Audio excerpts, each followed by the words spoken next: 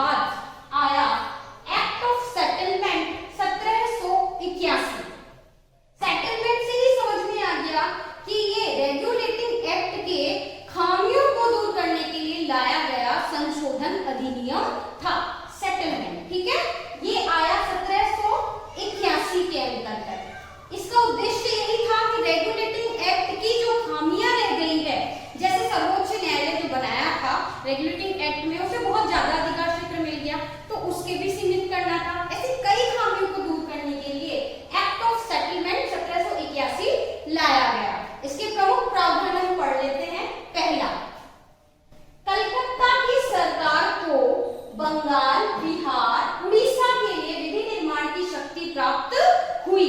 1773 में मद्रास और मुंबई प्रेसिडेंसी को बंगाल के अंतर्गत कर दिया गया था। ठीक है, अब यहाँ पे क्या किया गया है, यहाँ पे बिहार और उड़ीसा की भी विधि निर्माण कानून बनाने की शक्ति किसको दे दी गई, कलकत्ता की गवर्नमेंट को दे दी गई। बक्सर के युद्ध के बाद में ऐसी स्थिति आ गई कि लगभग काफी बड़ा हिस्सा अंग्रेजों के पास प्रशासन के लिए आ गया, इसलिए बंगाल, बिहार, उड़ीसा इसके विधि निर्माण की शक्ति भी कलकत्ता की सरकार को दे दी गई। अगला जो प्रावधान था वो ये था कि गवर्नर जनरल परिषद, ठीक है, गवर्नर जनरल काउंसिल और सर्वोच्च न्यायालय के संबंधों का सीमांकन करना। देखिए, मेन उद्देश्य यही था, सीमांकन करना। क्या था कि इस सेटलमेंट एक्ट के द्वारा गवर्नर जनरल काउंसिल और सर्वोच्च न्यायालय के अधिकार क्षेत्रों को क्लियर किया गया। ठीक है, क्षेत्रों का संबंधों का सीमित रूप से और स्पष्ट रूप से विभाजन किया गया, उनके बीच के तनाव को कम करने की कोशिश की गई। जैसे कि गवर्नर जनरल काउंसिल को सर्वोच्च न्यायालय की अधिकारिकता से मुक्त कर दिया गया। एक चीज और थी यहाँ पर कि कंपनी के कर्मचारी जो भी कार्य करते थे उसके लिए वो सुप्रीम कोर्ट के लिए उत्तरदायी नहीं थे, या कोई भी कर्मचारी के द्वारा किया गया शासकीय कार्य जो वो अपनी सरकारी अधिकारी होने की हैसियत से कार्य करता है, वो सर्वोच्च न्यायालय की अधिकारिता से मुक्त कर दिया गया। तो इस तरह से दोनों के क्षेत्रों को बांट दिया गया, तनाव भी कम हुआ और स्पष्ट हुआ कि गवर्नर जनरल की काउंसिल की अधिकारिता सर्वोच्च न्यायालय की नहीं है। गवर्नर जनरल काउंसिल के अधिकारी जो भी काम सरकारी कर्मचारी की हैसियत से शासकीय रूप से करते हैं, उस पर सर्वोच्च न्यायालय का नियंत्रण अब नहीं है। एक चीज और इस एक्ट के द्वारा की गई, न्यायालय व परिषद, ठीक है, सर्वोच्च न्यायालय और गवर्नर जनरल काउंसिल को आदेश लागू करते समय, मतलब न्यायालय के कोई भी आदेश, कानून, सुनवाई है, गवर्नर जनरल की कोई भी कानून बनाता है या लागू करता है, इन परिस्थितियों में भारतीय सामाजिक धार्मिक रीति रिवाजों का सम्मान करना होगा। इस एक्ट में बहुत एक संशोधन हुआ काफी बड़ा कि भारतीय सामाजिक और धार्मिक जो भी रीति रिवाज है, जो भी मान्यता है, उन्हें ठेस नहीं पहुंचनी चाहिए। इसलिए गवर्नर जनरल काउंसिल को और सर्वोच्च न्यायालय को स्पष्ट कहा गया कि इनकी रीति रिवाजों का सम्मान करना चाहिए। और इसके लिए क्या किया गया, इसके लिए सर्वोच्च न्यायालय में जब हिंदुओं के केस आते थे तो पंडित की नियुक्ति की जाती थी, और जब मुसलमानों से संबंधित केस आते थे तो मौलवी की नियुक्ति की जाती थी। तो इस तरह हमने समझा एक्ट ऑफ सेटलमेंट 1781, जो कि रेगुलेटिंग एक्ट की खामियों को दूर करने के लिए आया था। इसको दोहरा लेते हैं। पहला, कलकत्ता सरकार को बंगाल, बिहार, उड़ीसा के लिए विधि निर्माण शक्ति प्राप्त हुई और गवर्नर जनरल परिषद और सर्वोच्च न्यायालय के संबंधों का सीमांकन किया गया, इनके अधिकार क्षेत्र को क्लियर बांटा गया। तीसरा, न्यायालय और परिषद को भारतीय सामाजिक रीति रिवाजों का सम्मान करने के लिए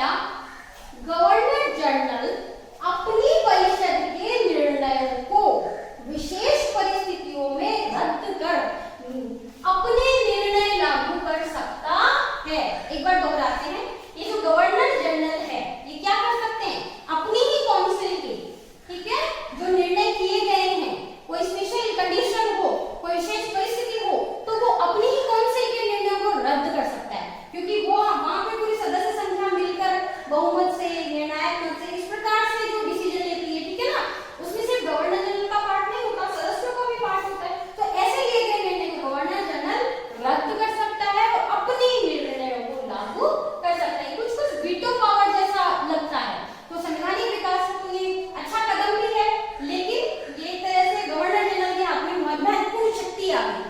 एक अधिकार और दिया गया गवर्नर जनरल को, मुख्य सेनापति की शक्ति। गवर्नर जनरल को क्या मिला, पूरा ब्रिटिश ईस्ट इंडिया कंपनी के नियंत्रण क्षेत्र, जो भारतीय नियंत्रण क्षेत्र है, पूरा ब्रिटिश ईस्ट इंडिया भारतीय क्षेत्र का सेनापति कौन बन गया, गवर्नर जनरल। ये दोनों बहुत ही महत्वपूर्ण अधिकार गवर्नर जनरल को दिए गए और ये सबसे प्रथम किसे प्राप्त हुए, लॉर्ड कॉर्नवालिस को। ये दोनों अधिकार किसे प्राप्त हुए प्रथम, लॉर्ड कॉर्नवालिस को।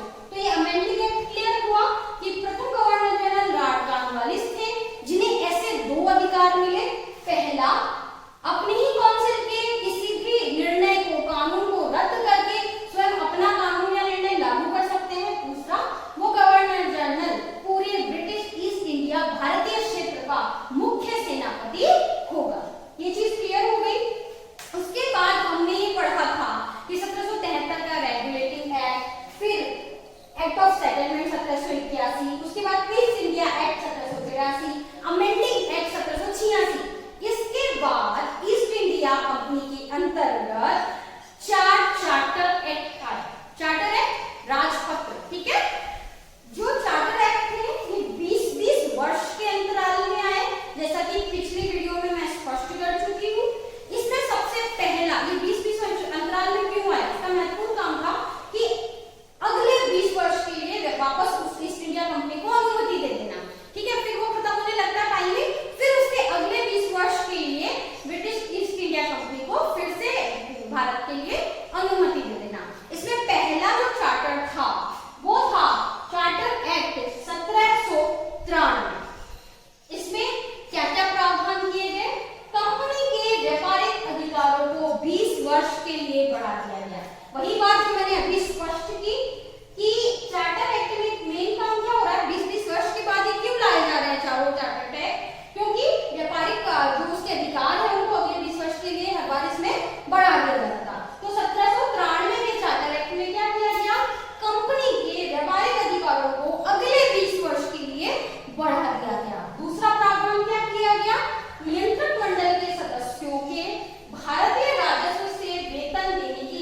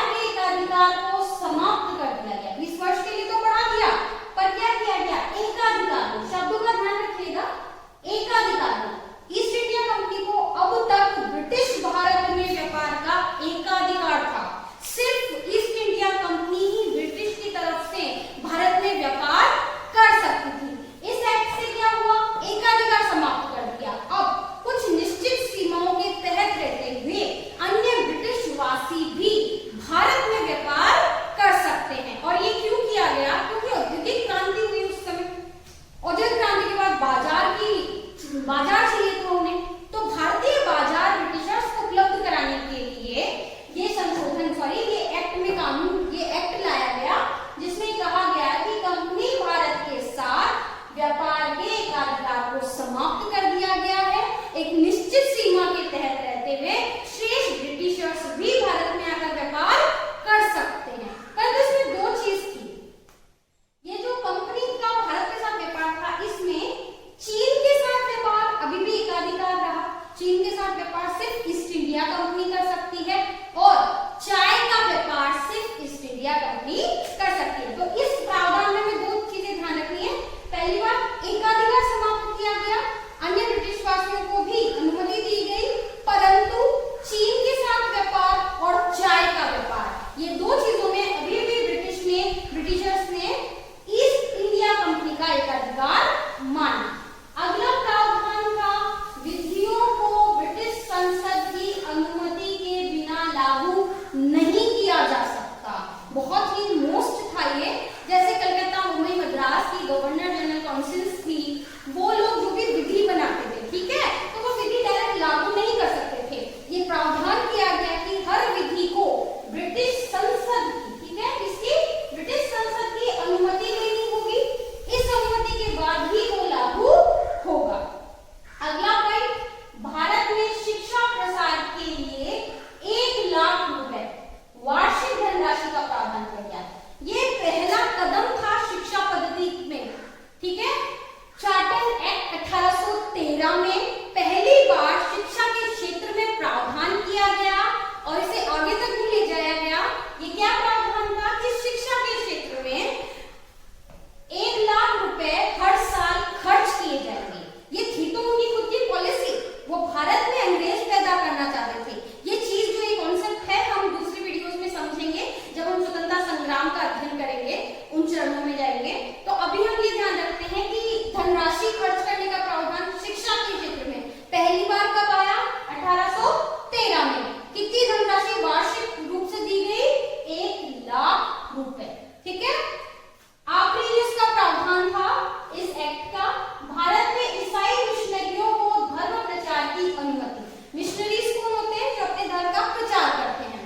यहाँ देखिए, व्यापार करने आए थे, ठीक है, धीरे धीरे प्रशासन संभालने लगे और अब अपने धर्म का भी प्रचार वे भारत में करना शुरू कर चुके थे।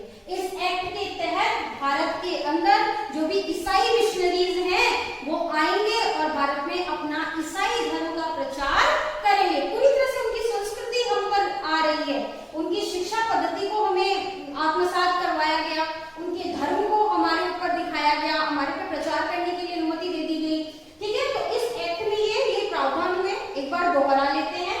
पहला, व्यापार का एकाधिकार समाप्त किया गया, ठीक है, अन्य लोगों को भी अनुमति दी गई, ब्रिटिश वासियों को, परंतु चीन के साथ व्यापार और चाय के व्यापार में अभी भी कंपनी के पास एकाधिकार था।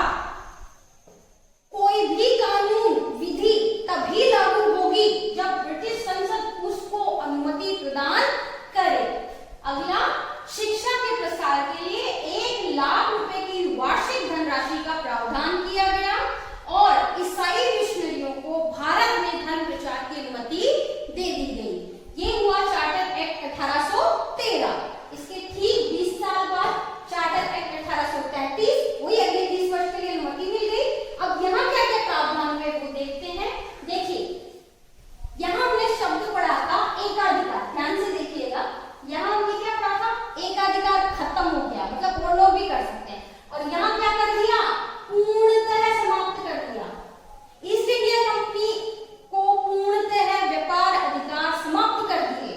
मतलब ईस्ट इंडिया कंपनी अब भारत में एक व्यापारिक निकाय न होकर एक प्रशासनिक निकाय बन गया। अब वो शासन करेगा, व्यापार नहीं करेगा। ईस्ट इंडिया कंपनी की स्थिति क्लियर कर दी उन लोगों ने कि ये पूर्णतः समाप्त हो गया व्यापारिक अधिकार। यहाँ सिर्फ एकाधिकार समाप्त किया था और यहाँ पूर्णतः ही समाप्त कर दिया व्यापारिक अधिकार और अब उसे प्रशासनिक निकाय का रूप दे दिया गया। ये बात क्लियर हो गई कि अब उसको प्रशासनिक निकाय का रूप दे दिया गया। अब देखिए, चार्टर एक्ट 1833 में क्या हुआ? अब केवल वो शासन करेगा, प्रशासनिक निकाय बनेगा, व्यापारिक निकाय नहीं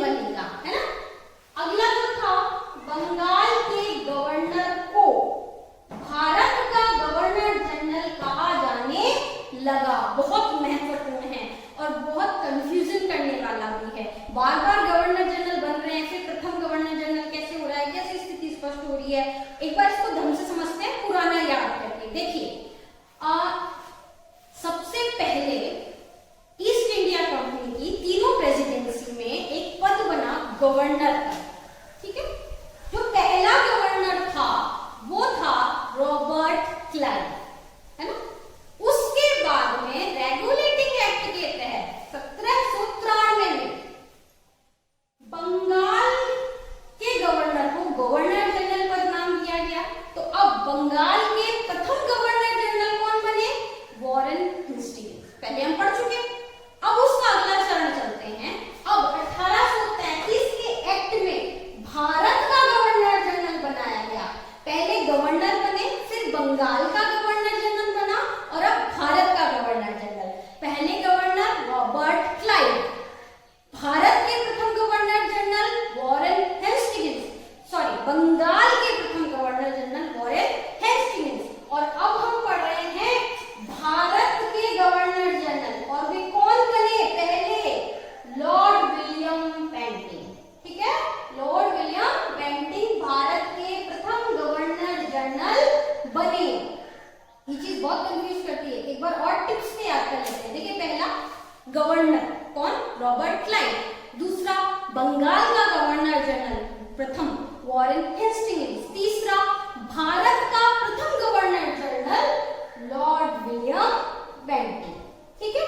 अब इनको भारत में पूरी शक्ति मिल गई, सैन्य अधिकार मिल गए, ठीक है। ऐसी सरकार बनी जिस पर संपूर्ण क्षेत्र का नियंत्रण हो गया भारत के गवर्नर जनरल के अधीन। विधि निर्माण में उसका एकाधिकार हो गया, है ना। हर तरीके से उसका एकाधिकार हो गया इस चीज में। पूरे भारत में एक ही बजट बना, क्योंकि गवर्नर जनरल पूरे भारत का एक, तो राजस्व नियंत्रण उसके हाथ में आ गया, राजस्व अधिकार उसके हाथ में आ गया, तो संपूर्ण भारत क्षेत्र के लिए एक ही बजट बनने लग गया। अब देखिए ये हो गया। अगला कदम या अगला प्रावधान, विधियों के संहिताकरण के लिए क्या उद्देश्य है? विधियों का संहिताकरण, विधियों का इकट्ठा करने के लिए एक आयोग बनाया गया, है ना। ये आयोग कब बन गया? ये आयोग बना 1834 में। कितने सदस्यों का? 4 सदस्यों का। इस आयोग की अध्यक्षता किसने की? लॉर्ड मेकाले, ठीक है। तो विधियों के संहिताकरण के लिए लॉर्ड मेकाले की अध्यक्षता में 4 सदस्यीय 1834 में एक विधि आयोग का गठन किया गया, ठीक है। 1834 में 4 सदस्यीय लॉर्ड मेकाले की अध्यक्षता में विधियों के संहिताकरण के लिए एक विधि आयोग का गठन किया गया। इसके साथ गवर्नर जनरल काउंसिल जो परिषद थी उसमें विधि सदस्य भी बनाया गया। अब देखिए 1773 के रेगुलेटिंग एक्ट में गवर्नर जनरल काउंसिल में कितने सदस्य थे? 4। 1784 के एक्ट में क्या हुआ? गवर्नर जनरल काउंसिल के सदस्य कितने हो गए? 3। और यहाँ वापस गवर्नर जनरल काउंसिल के सदस्य कितने हो गए? 4। 4 क्यों हो गए? क्योंकि इसमें एक विधि सदस्य भी जुड़ गया। ये जो विधि सदस्य थे ये इस परिषद में भाग लेते थे, सलाह देते थे, पर मतदान नहीं कर सकते थे, इन्हें मतदान का अधिकार नहीं था। प्रथम विधि सदस्य कौन बने? विधि आयोग के अध्यक्ष लॉर्ड मेकाले। क्लियर? एक चीज, 2 और प्रावधान है इसमें महत्वपूर्ण। क्या? सिविल सेवकों के चयन के लिए खुली प्रतियोगिता। इसके अंदर क्या हुआ कि जो एक्ट था 1833, इसमें धारा थी 87, ठीक है। इस धारा में क्या किया गया? इस धारा के अंतर्गत रंग, जाति, धर्म के आधार पर ईस्ट इंडिया कंपनी किसी भी पद के लिए किसी भी भारतीय को वंचित नहीं कर सकती। बहुत ही अच्छा प्रावधान किया गया।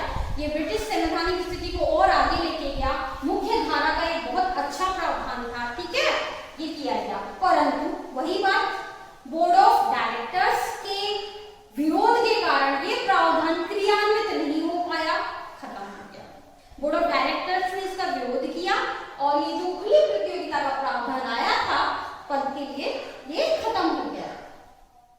अच्छा, हमने पहले भी पढ़ा है कि ईस्ट इंडिया कंपनी ने अच्छा बुरा कई काम किए हैं हमारे यहाँ, पर हमारे यहाँ सामाजिक कुप्रथाओं को खत्म करने का बहुत अच्छा काम किया है। इस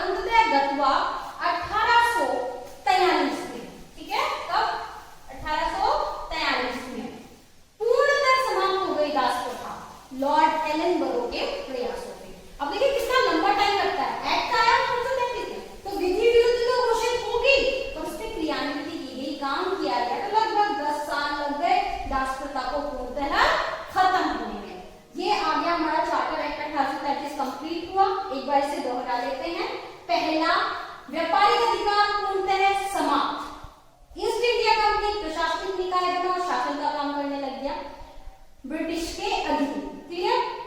अगला पॉइंट, अब जो बंगाल के गवर्नर जनरल थे उनको क्या कहा गया? भारत का गवर्नर जनरल। संपूर्ण भारतीय क्षेत्र उनके नियंत्रण में आ गया। अब वो क्या बोलते हैं उसको, विधि निर्माण की शक्ति उनके पास आ गई, संपूर्ण भारतीय नियंत्रण उनके पास आ गया। पूरे भारत में एक ही बजट बनता था क्योंकि राजस्व नियंत्रण भी उनके पास आ गया। जो प्रथम भारत के गवर्नर जनरल थे वे कौन थे? Lord William Bentinck. उसके बाद विधियों के संहिताकरण के लिए 1834 में 4 सदस्यीय विधि आयोग का गठन किया गया, जिसके अध्यक्ष थे लॉर्ड मैकाले। गवर्नर जनरल परिषद में एक विधि सदस्य और जोड़ा गया। वे थे प्रथम विधि सदस्य कौन थे? लॉर्ड मैकाले थे। अब गवर्नर काउंसिल में कितने सदस्य हो गए? 4। उसके बाद सिविल सेवकों के चयन के लिए खुली प्रतियोगिता का प्रावधान किया गया, परंतु ये क्रियान्वित नहीं हो पाया बोर्ड ऑफ डायरेक्टर्स के विरोध के कारण। दास प्रथा को विधि विरुद्ध घोषित कर दिया और इसमें प्रयास किए गए पूर्णतः इसको समाप्त कर दिया गया। अब देखिए चार्टर एक्ट की जो श्रृंखला है उसका अंतिम चार्टर 1853 ईस्ट इंडिया कंपनी के तहत किए गए जितने भी संवैधानिक विकास श्रृंखला है उसका अंतिम विकास